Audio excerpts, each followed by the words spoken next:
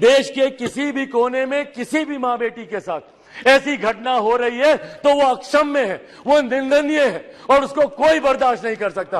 और उसमें पूरे सदन को सर एकजुट होना होगा। सर ये देश एक है सर, आप इसको ऐसे टुकड़ों में बांटकर आप नहीं आइसोलेट करके आप अपने विषयों को उठा सकते।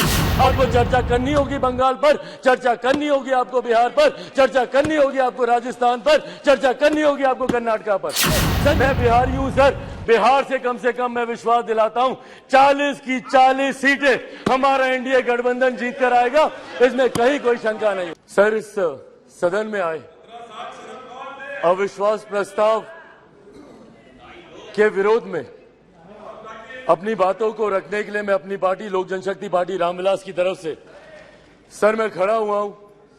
सर इस सदन ने कई अविश्वास प्रस्ताव इससे पहले देखे, पर मुझे लगता है ये अपने में एक ऐसा अनोखा अविश्वास प्रस्ताव है जिसमें अविश्वास सरकार के प्रति कम बल्कि विश्वास बढ़ाना अपने इस नए गठबंधन के प्रति ज्यादा प्राथमिकता दी जा रही है।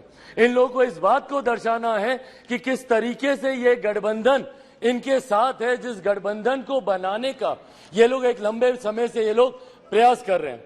सर ये अविश्वास प्रस्ताव पे चर्चा हो रही है सर, यकीनन सरकार की उपलब्धियों को बताना भी जरूरी है, पर उससे पहले जिस उद्देश्य के साथ इस प्रस्ताव को यहां पर लाया गया है मणिपुर को लेकर, उस पर सर मैं जरूर अपनी बातों को यहां पर रखना चाहूंगा।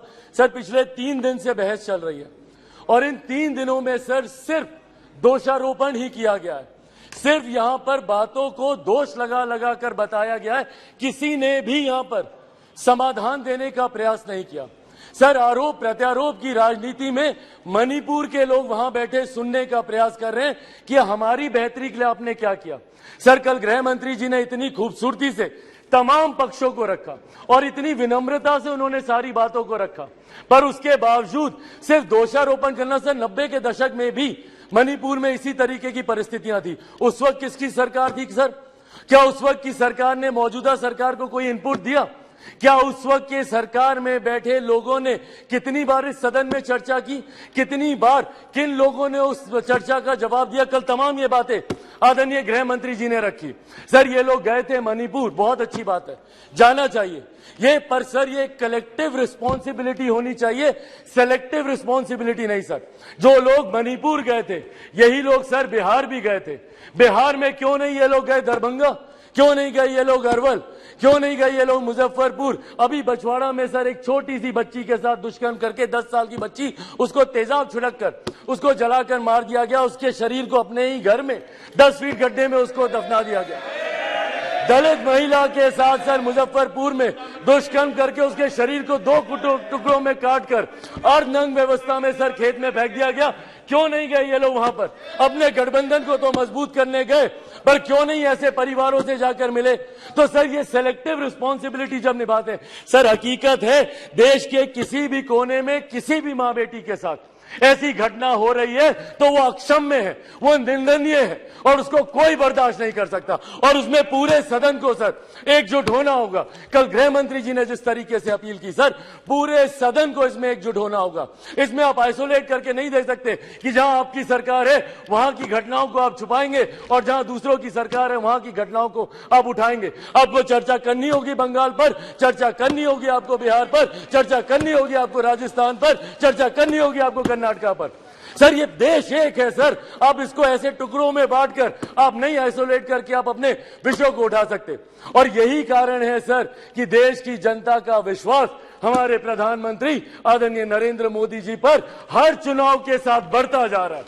और वो दिन दूर नहीं सर, 2024 चुनाव सामने है सर, इसी में देख लीजिएगा 2014 से बड़ा जनादेश 18 में यही सारी बातें हो रही थी, यही सारी बातें 18 में की गई थी। 19 में 2014 से बड़ा जनादेश हम लोग को मिला और 24 में इससे बड़ा जनादेश हम लोग लेकर आएंगे। मैं बिहारी हूं सर, बिहार से कम मैं विश्वास दिलाता हूं 40 की 40 सीटें हमारा एनडीए गठबंधन जीत कर आएगा, इसमें कहीं कोई शंका नहीं है। मैं जमुई का प्रतिनिधित्व करता हूं सर, मेरे नेता मेरे पिता आदरणीय रामविलास पासवान जी की कर्म भूमि हाजीपुर रही है सर। बिहार के हर एक जिले में घुमाओ और वो मेरे विश्वास को बढ़ाता है। आज बिहार के युवा, देश भर के युवा सर देश को दुनिया की तीसरी सबसे बड़ी अर्थव्यवस्था बनते हुए देखना चाहते हैं। 2047 में हमारे देश को एक विकसित देश के तौर पर देखना चाहते हैं, और इस सपने को कोई पूरा कर सकता है तो वो सिर्फ और सिर्फ हमारे आज के प्रधानमंत्री आदरणीय नरेंद्र मोदी जी ही पूरा कर सकते हैं। इसीलिए सर, मैं अपनी पार्टी की तरफ से जहां बिल्कुल हराएंगे नीतीश जी को वैसे भी बिहार की जनता नकार चुकी है। 2020 के परिणाम दिखाते हैं, तीसरे नंबर की पार्टी बन गए, आधे से ज्यादा प्रत्याशी उनके चुनाव हार गए। तो जिनको बिहार की जनता ने रिजेक्ट कर दिया, देश की जनता उनको कैसे अपनाएगी, ये बहुत बड़ा सपना दिन में ये देख रहे हैं। इसी के साथ सर, मैं इस सदन में आए इस अविश्वास प्रस्ताव के विरोध में अपनी बातों को रखते हुए लोक जनशक्ति पार्टी रामविलास पूर्ण समर्थन हमारी एनडीए की सरकार, हमारे मौजूदा प्रधानमंत्री आदरणीय नरेंद्र मोदी जी को देती है।